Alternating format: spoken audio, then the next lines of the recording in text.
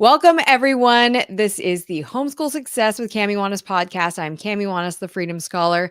And if you're watching this live on our Facebook group or on our YouTube channel, it is Live with Cami. And we are here live with Denise Thomas. And I am so excited. She has such an amazing breadth of knowledge. I mean, seriously, I was just talking about her with another one of our speakers yesterday because she was saying, I know a lot of things about college and scholarships and applications and things, but Denise really knows about a lot of things. She's all up to date. I don't even keep up to date with that stuff, and she knows everything. She's in my group and she just answers all the questions, and it's absolutely fabulous.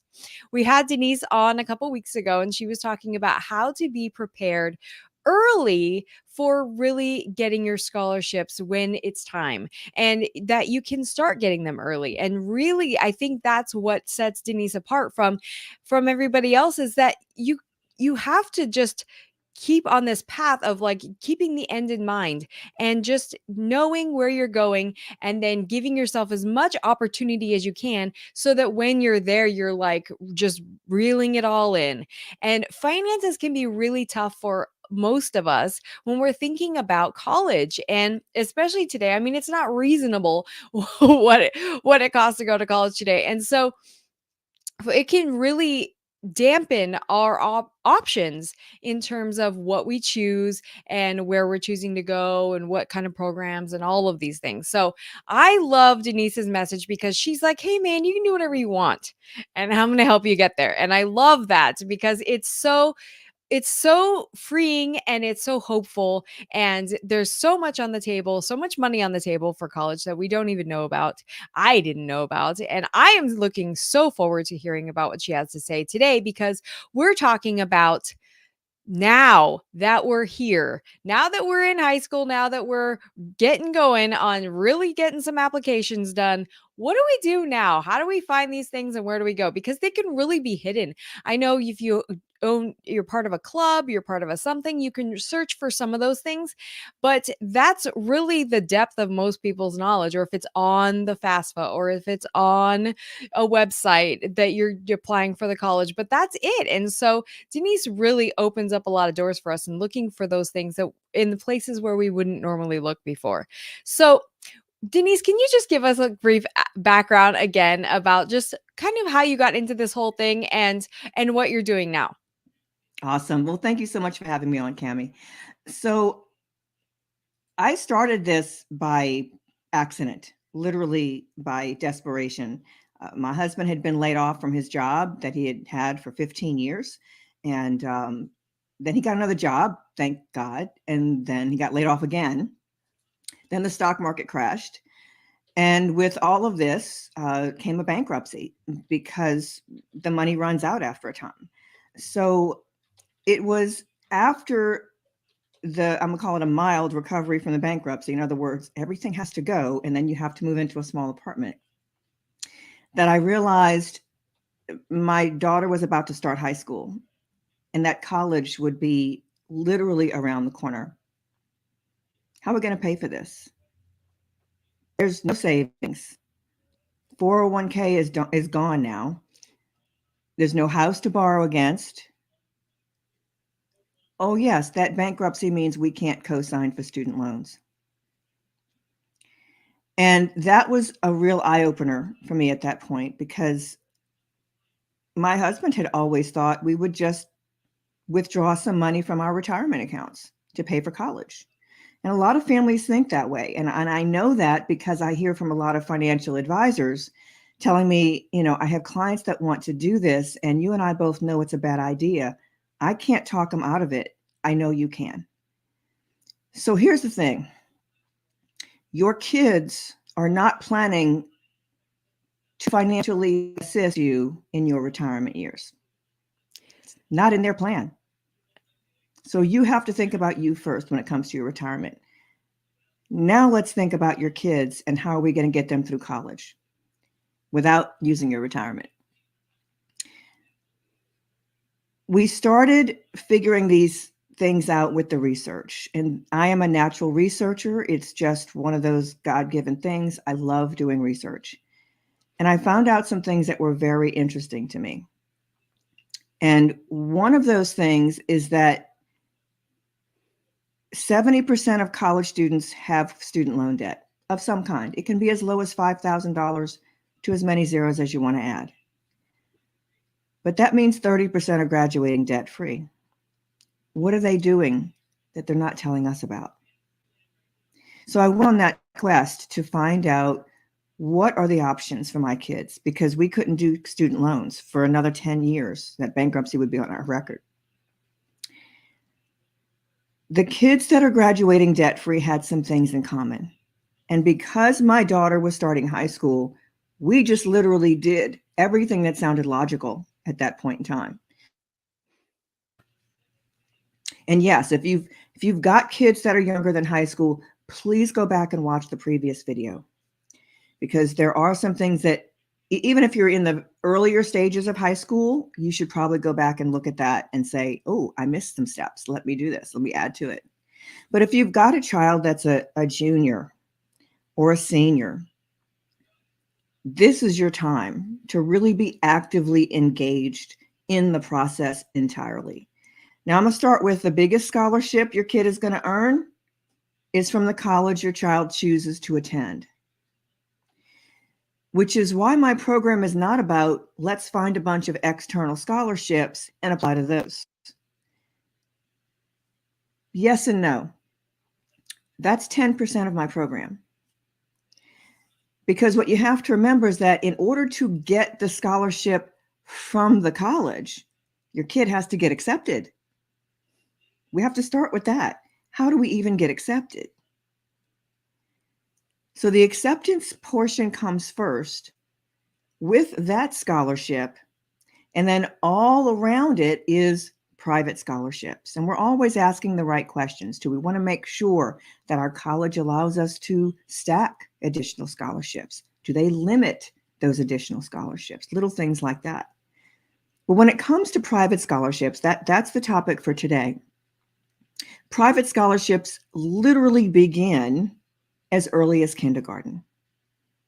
So I don't That's care where your mind-blowing. kids are. I know it is. And everybody just goes like, excuse me? And here's the thing. I've actually had parents say, oh, but you're not letting kids be kids. You know, that's too much stress on the child. Okay, here's what we're talking about. You're printing out a coloring page and sitting your kid down with some crayons to color the page. That's the scholarship. We have a tendency when we don't understand something to make it more complicated than it has to be in our minds. We assume only geniuses win scholarships.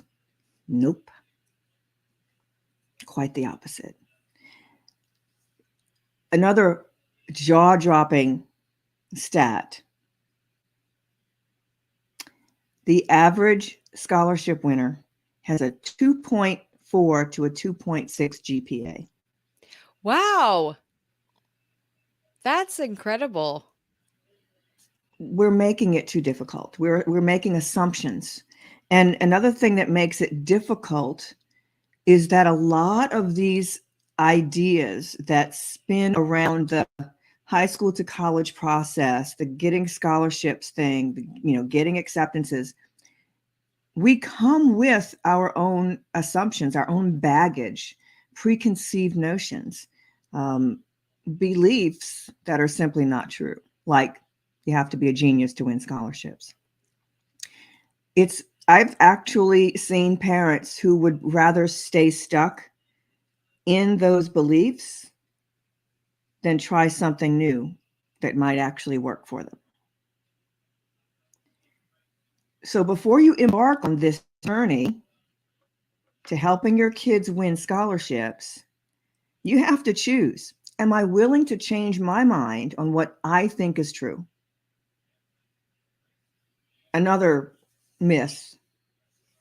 Student athletes, they go to college on scholarships. Only 7% of high school athletes get to play collegiate ball. and that's over all types of colleges. Only 2% have some kind of athletic scholarship. And most of them are not going on scholarship.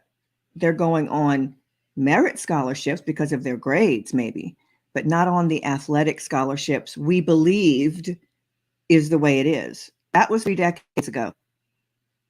There are rules now in place. We can't give cars to our greatest football players.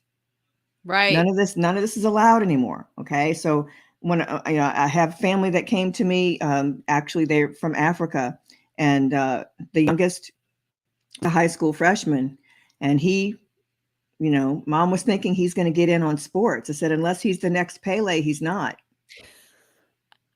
I tell it like it is. I love that. I love that about you. And look, this is just who I am.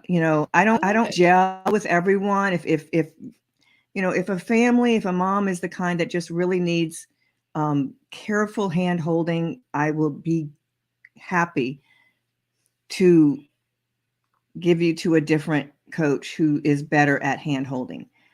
That's not me. I'm not that kind of coach.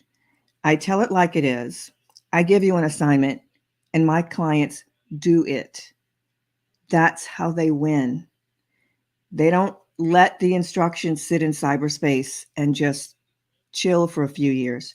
We are ready right now to make things happen.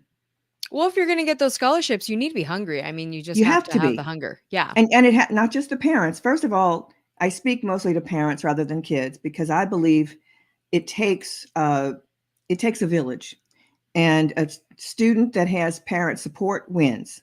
Yeah. So I speak to parents more so than the student. That said, your kid has to be hungry. Your kid has to understand a little bit about the money and how this works. And if you don't know how to explain it, I'm happy to do so. But parents have to have that money talk with their kids as early in the process as possible. Okay, if you've got a high school senior and you've never had that talk, we're getting together tonight or tomorrow night. Yeah. We're going to have that discussion, okay? High school freshman year, going into freshman year is the best time, because then that gives your kid all 3 + 4 years to do the work they need to do to get the good grades, to understand study skills, et cetera, and start with the scholarships and know how that works for them. So it's a family affair. It really, yes, some families have the kid take the lead, and that's just fine. As long as everybody is on the same page, that's what's really important. Yeah. And so what are our first steps? So part of the first step is having that conversation, Yes. having that discussion. And then, so what do we do from there? Okay, we want to focus on, doing well in school, obviously, but then in our studies and with homeschooling, that can take on a lot of different forms, and making sure that we keep track of records, right? Especially keeping track of our transcripts and not trying to do them when we're seniors. But Yes. that is something. So those are some things I can just think of off the top of my head. What are some other things that people can start doing? It's okay. So we're in 9th grade. What do we need to start doing? Okay. So in 9th grade, and again, as I said, the biggest scholarship is the one that comes from the college. So we do have to concentrate in these earlier years more on getting accepted than the outside scholarships. There are outside scholarships available. There's a couple handfuls pre-high school. There are a few hundred available throughout high school prior to hitting senior year. So yes, you can be finding those scholarships, and we'll talk about how to search for those in a moment. But one of the things you have to be doing is creating what I like to call your child's personal brand. Because this is going to take them not only through their college application, but also employment applications as well. Okay. Now, what do I mean by personal brand? Everybody has a brand, like it or not. It's how people feel about you when you walk in a room, when you're in conversation with them. And how you present yourself to the world. How you present yourself. Yeah. Absolutely. Yeah. And, we're online these days. So your background matters, including for your kids. Okay. There's a really good chance one of their employment interviews, at least, is going to be online. It's going to be over Zoom. So that matters. There's a lot of little things involved with all of that. But here's the other thing. And especially homeschoolers, I homeschooled my kids, tell me, oh, my kid's not on social media. Want to bet? There are more than 100 social media platforms. Names that you would recognize but not think they're social media. Right. Pinterest is social media. Mm-hmm. There's just way too many options. They should have a LinkedIn account, I'd say by junior or senior year. Okay. Okay. You've got to Which is present also yourself social somehow. media. It's also social media. And here's the thing, like, for example, in building your child's brand, and again, the earlier we can do this, the better, includes things like getting your kid in the newspaper. Now, I know a lot of people are like, I don't want my kid in the newspaper. I don't want my kid, same reason I don't want my kid on social media. Unless you're going to live on a mountain for the rest of your life, your kid's going to need to be on social media. They're going to need to be in the world here, online. You're online. What makes you think they're not going to be? So we need to help them understand how to navigate it to their advantage. Okay. So they have to have a presence in the world that is seen or grabbed hold of from a computer. Mm-hmm. And what that means is when someone Google searches their name and the city that they're from, Mm-hmm. what's coming up? Mm-hmm. Is it something you like? Right? I mean, I've seen newsletters that my daughter was in, like literally homeschool newsletters that she was in 10 years prior or more, still online. Wow. Okay. Newspaper articles, still online. But you need to make sure that whatever is out there, past, present, and future, is aligned with your child's values and character. Right. And presenting Okay. a good front. I know we talked about with we had Merle Vandermerva on a few weeks ago, and she talked about contests and how, just participating and even placing or even just the participation in general, but winning those contests, and there's so many out there, can really help you in presenting that brand and creating that brand. Absolutely correct. I had a mentor of mine ask a few weeks back. She said, why do my kids need to win scholarships? I make $100,000 in a weekend. Okay, fair question. Good point. But here's the thing. Number one, I don't want you to have to use your money. Number two, it's not just about the money. It's also about the win. Right. And that's what Merle was talking about.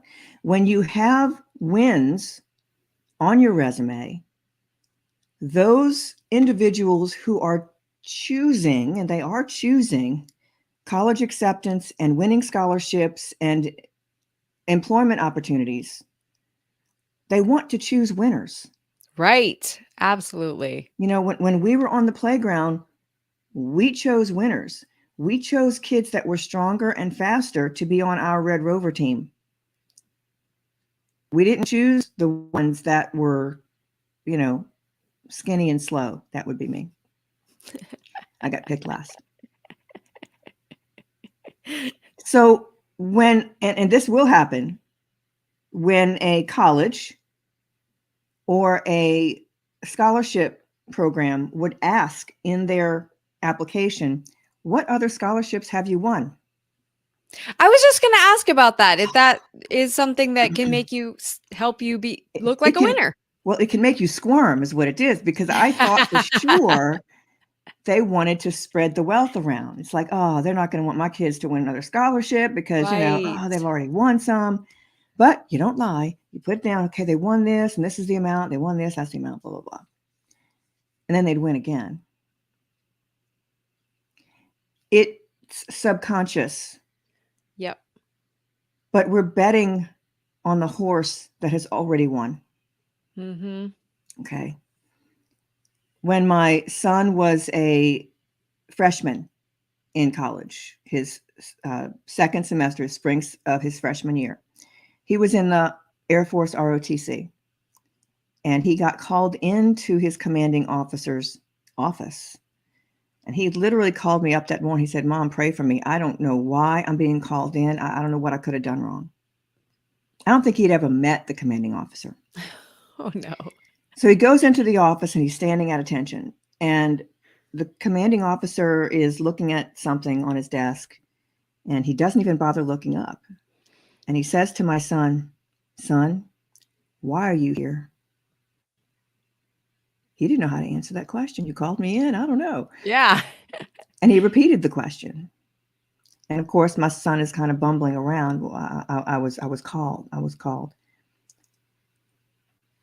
And he what he now notices is in front of the commanding officer is my son's resume that was submitted with his college application 18 months before. He's looking at his application. He says, "Why are you here? We don't get students of your caliber here. You could write your own ticket. Why are you here in the Wow. ROTC?" Because what he looked at, what he saw was that my son was attending college on 8 scholarships, including national merit. He then offered my son an additional full scholarship from the ROTC, Oh my as gosh. long as he signed on the dotted line and joined right Right. now. It's we don't want this one to get away. Right. That's what's going on in their mind. That occurred when, other clients of mine were using this program, and they would get phone calls from colleges that they had turned down after the acceptance, because you choose somebody else. You apply to some number of colleges, you can only pick one. Right. And then eventually you have to turn the other ones down. And colleges would call and say, "What can we do to get you to come here?"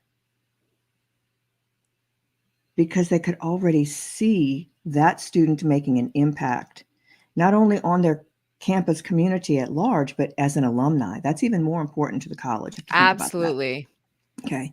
And same is true when it comes to uh, getting scholarships as well as employment. Unbeknownst to you, you represent that company when you win, when they offered you that job, when they offered you that scholarship. So they want someone who has a great personal brand, whose Right. character and values is similar to representing that company. It's important to them. So personal brand is very important. Now, it's really not hard to apply to scholarships. It's a lot harder to win. Right. When it comes to applying, when I've had parents say, "Denise, my kid applied to 40 scholarships and won none." So here's the thing. One of two things went wrong. Either they applied to the wrong scholarships or they didn't know how to win them. But one thing you really have to understand too, I had a question the other day. This is the first time I've ever heard this one. My kid needs X number of dollars in scholarship money to fill the gap from the college that they were planning to accept. How much in scholarship dollars should they apply to maybe get that much money? I love that question. It's a rather interesting question. So here's the thing. When I did the math, for those who are winning, for those who are doing it right, and it's not the random offshoot win, you will win 10 to 20% of the scholarships that you apply to. Okay. It's still a numbers game, even Yeah. doing everything 100% right. Okay. So that is something you have to realize. Are you willing to do the work? Right. The average scholarship today, only 1 in 8 kids wins. That's just over 12%. That's 12.5% of kids wins a scholarship. Wow. 97% of those win $2,500. Yep, I said $2,500 or less. That was me. That's the average. Yeah. So, I mean, obviously more than average is 97%. The other 3% is where the money is. Right. We want to be in that 3%. Okay. So, first, you have to apply to the right scholarships. You have to apply to scholarships that mean something to your child. When your kid is young, less than high school, I mentioned there's a couple handfuls, not a heck of a Right. lot that they can apply to. Doesn't really much matter, just apply to those. Throughout high school, there's a few hundred available. The second they step foot out of junior year, they're a senior. As a high school senior, there's 1.7 plus million scholarships available to apply to throughout senior year. Wow. Million. Therefore, if your kid has an essay topic for a scholarship and they're staring at it and have no idea what to write, throw it away. Rumple that puppy up and throw it in the trash, because there's others that are going to have meaning to him. If you can't start writing right away because you have an opinion on the topic, it's not worth it. I'll give you a quick example. There's a scholarship that asks this question: tell me about your favorite ice cream flavor. Well, if your kid is lactose intolerant, I don't care how eloquently that essay is written, it's Right. not going to win. Right. There's no heart coming through the essay. Okay. So, number one, apply to something that has meaning to your child. There's a bunch of scholarships out there, and there's a scholarship for everything. There's a zombie apocalypse scholarship. There's all kind of scholarships. I kid you not. There's yodeling contests for scholarships. There's ham radio scholarships, all kind of things. So if a kid has an interest in something, that's the place to start. Okay. And then you're going to find databases that just have a list that your kid could qualify or could be interested in. Where would we find those? Well, I do have a YouTube video that shows you how to navigate one of the major databases. It's actually not too hard. There's a bunch of databases, not a hell of a lot that I recommend. Sorry about the H word. But the largest scholarship database is called FastWeb, FASTWEB. This is a database that's free for you to use, that the company who has the scholarship is paying something to advertise on that site. And so there's a way of navigating it and a way of using it that you don't get email spam, that you don't get scammed and blah, blah, blah. But that's the largest one available. It's been around more than 30 years. It's just been around a long time. So they're going to have a lot more on their database than others will. I saw two of them recently, two others claim they have 6 million scholarships on their database. I'm going, there's only 1.8. You don't have 6 million scholarships on your database. So what are you doing to get the 6 million? Oh, okay. Well, maybe we have on there specific colleges who only offer a scholarship when you go to their college, which means nothing. Or maybe you're talking about scholarships that maybe offer 20 scholarships. Maybe it's listed 20 times. I mean, I don't know. I'm just trying to figure out how do they come up with that number, because that's not It's a real. one scholarship, but there's 20 winners.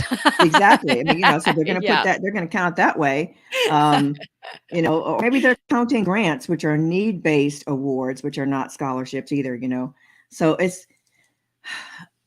just interesting. And some of those cost money to join or to apply or whatever. Oh, interesting. Okay. Just saying.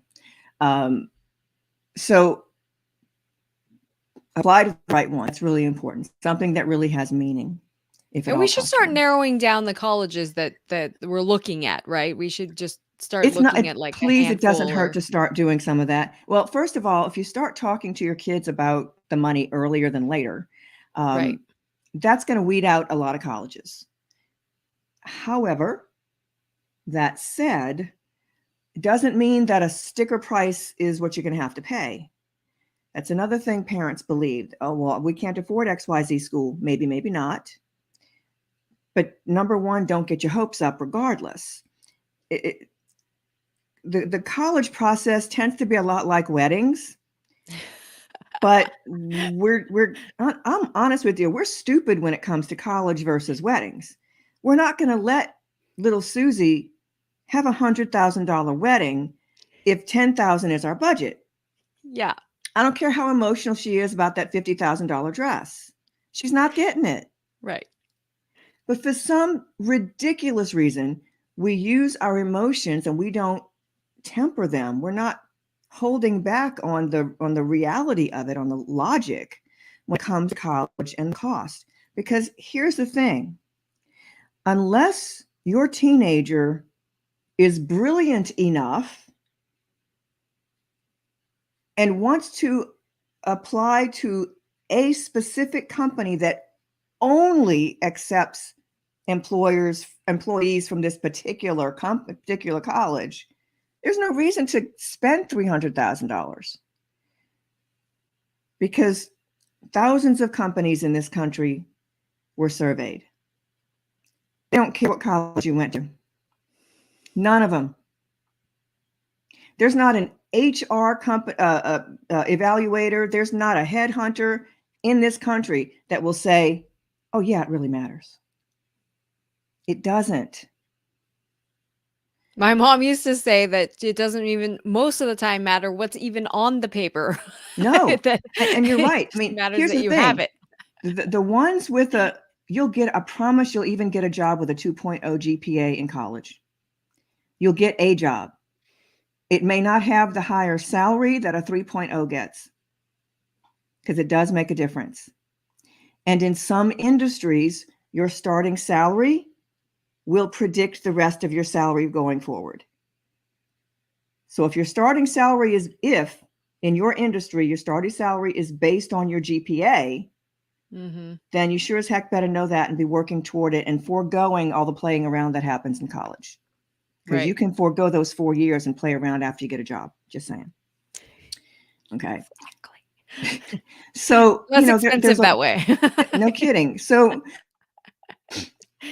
talk about colleges, but there's something called the net price calculator that every college has on their website.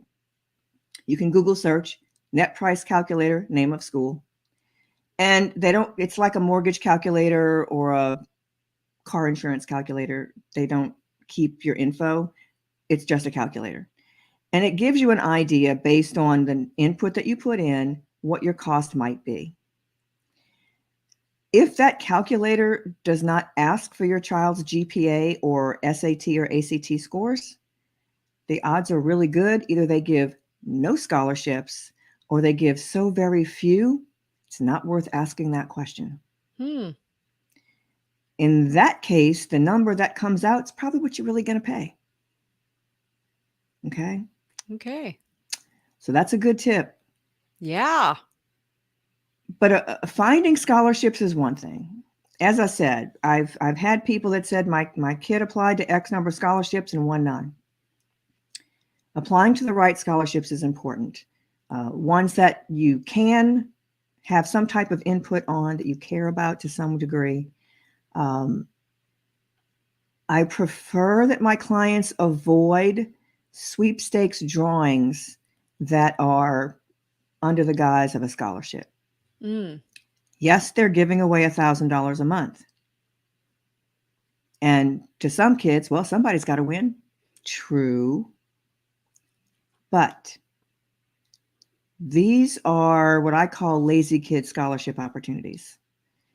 It's for kids that can't write or don't want to take the time to write scholarship essays. Right. So they're going to have what? Oh, 200,000 applications.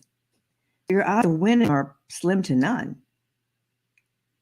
If you insist on doing that, use a completely different email address during the season that you are utilizing those types of scholarships, and only for those types of things. Right. That way, when they sell your email address, you can literally just dump that email Right. and never see it again. And it's not a problem. Okay. But like I said, Yeah. it's not the go-to for sure. There's plenty of others. No, definitely. Then there's the how do you win scholarships. So here's the thing. And this is the hardest part for kids because they're not adults, but adults are reading these essays. You have to think about who your audience is, Right. who's on the other side of that letter. And in some cases, kids are not writing the right essay. I'll give you an example. There's probably about 20 to 25 common topics that you'll see across the board, that whether it's a scholarship, it's a private scholarship, or maybe it's a college application essay, these tend to run throughout. You just tend to see. So the truth is, if your kid writes these 20 essays, they can probably tweak pretty much everything they want. So one of those essays is, tell me about someone who inspires you. Yes, I could see that being It's a common. really good topic. Mm-hmm. Okay. You're going to learn a lot about the person that's Yeah. writing. But most kids are going to write the essay that says, tell me about the person.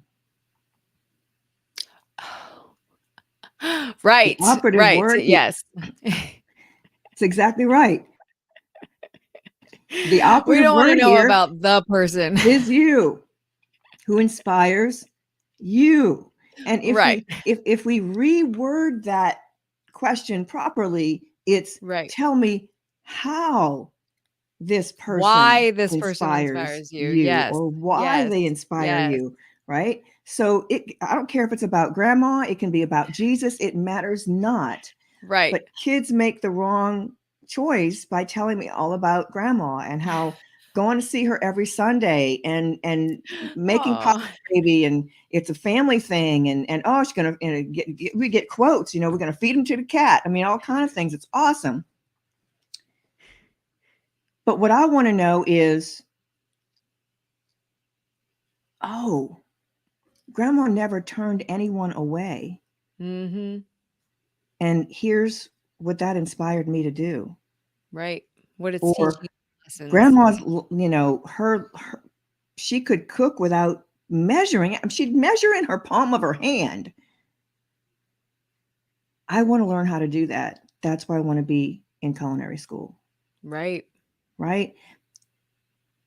And again, it doesn't matter about the who, Right. it's about the what. They're looking for insight into who the teenager is, into how you think. Tell me about something that changed the way you look at the world, or the way you look at yourself, or the way you look at others or think about others. Or a challenge you overcame. Or yeah. Right. And look, kids hate that question. Parents too, because they think you have to become some kind of tragedy. No, you don't. Right. No, it could be that you stumbled over a brick in the park and Exactly. Hit your head on yeah. the, whatever. Here's the thing. When I'm teaching at homeschool conferences, I forget exactly which topic this one fell under. It might be middle school.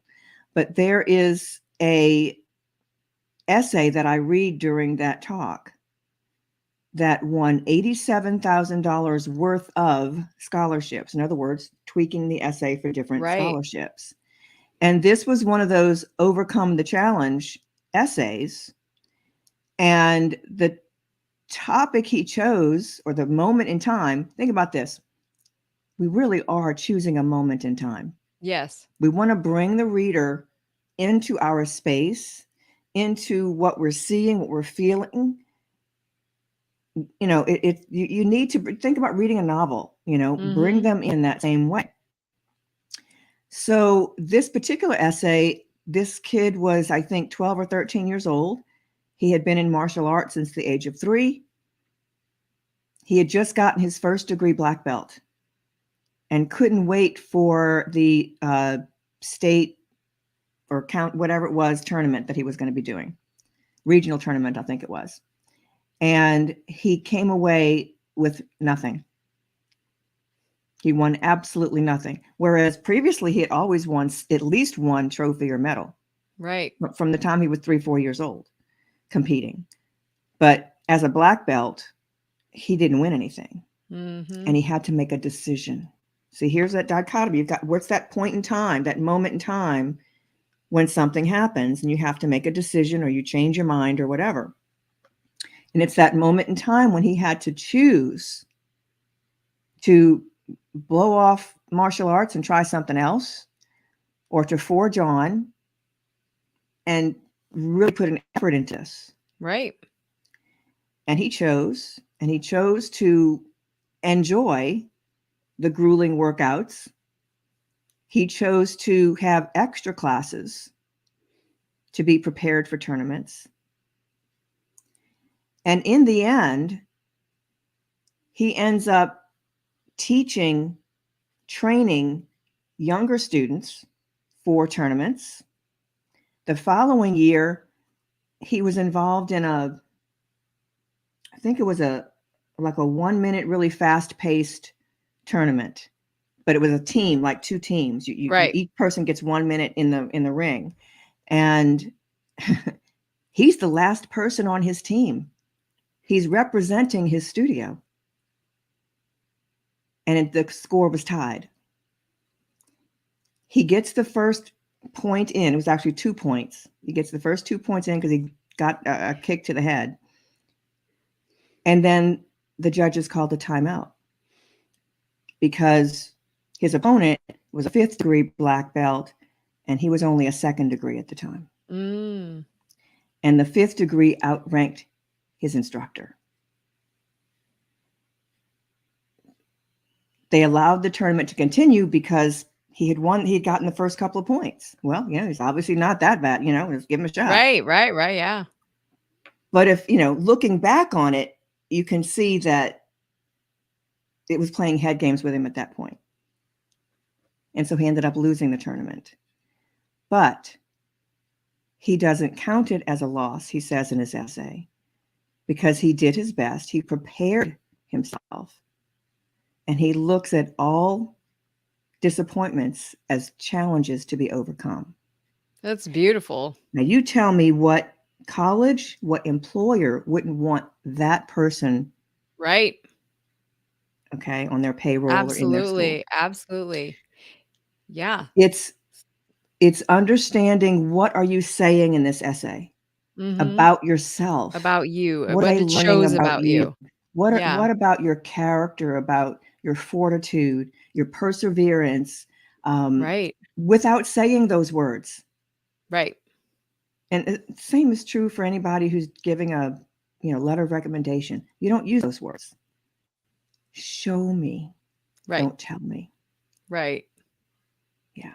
I absolutely love well, I'm as a high school English teacher, so I'm totally nerdy about that kind of stuff too. And so I absolutely love that idea of show, not tell, right? Show, not tell.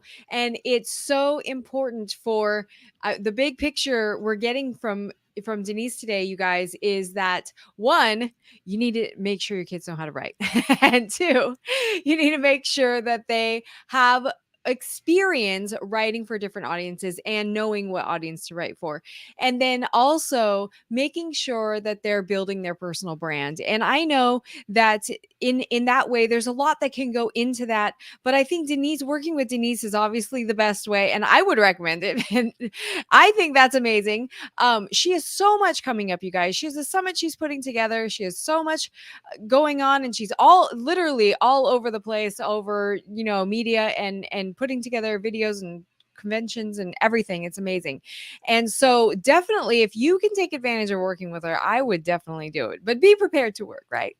And so Absolutely. Denise, tell us where everybody can find you and what kind of, how they get started in working with you. Awesome. Thank you so much again. The easiest thing is to find me on my website. It's getaheadoftheclass.com. That's getaheadoftheclass.com. There is a free checklist on that front page, And that checklist will get you on my email list. That checklist is 12 scholarship secrets. It's tips from prestigious scholarship judges. What it really is a checklist that says, I did this, I did that, I did that. Oops, I forgot to do that before you hit the send or submit button in any application, whether it's a scholarship Ooh, application or a college application. So it's that's very useful. valuable. That's valuable. And I did send that out in our newsletter. If you're on our email list, you already got that yesterday. So make sure you grab that. And then I know Denise also has several ebooks and PDFs that you can get a hold of as well that she sends out. I know we have in our last talk that we had with her, we linked to her middle school preparation ebook, which is absolutely phenomenal. And make sure that you grab that stuff. It's going to, all the links will be in the show notes for the podcast and in the comments for our lives here.